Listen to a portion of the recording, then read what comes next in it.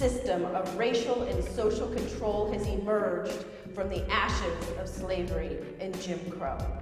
It is a system that shuttles our children from decrepit and underfunded schools to brand new high-tech prisons. This system of mass incarceration locks poor people, overwhelmingly poor people of color, into a permanent second-class status for life, nearly as effectively as earlier systems of racial and social control once did. It is, in my view, the moral equivalent of Jim Crow.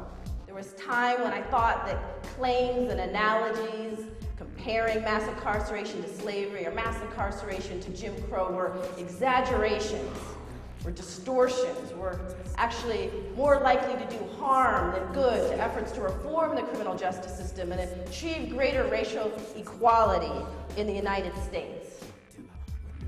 But what a difference a decade makes.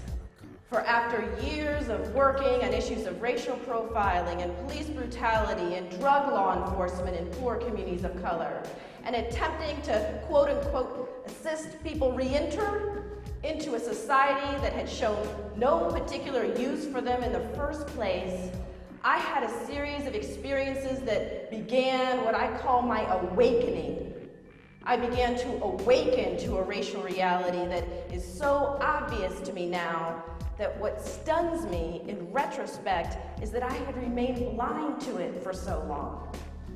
I state my conclusion in the introduction where I write, "What has changed since the collapse of Jim Crow has less to do with the basic structure of our society than the language we use to justify it. In the era of colorblindness, it is no longer socially permissible to use race explicitly as a justification for discrimination, exclusion, and social contempt.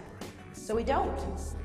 Rather than rely on race, we use our criminal justice system to label people of color criminals and then engage in all the practices we supposedly left behind.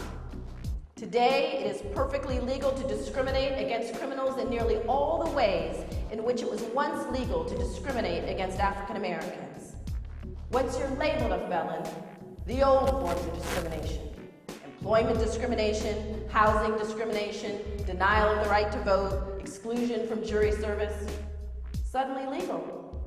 As a criminal, you have scarcely more rights and arguably less respect than a black man living in Alabama at the height of Jim Crow.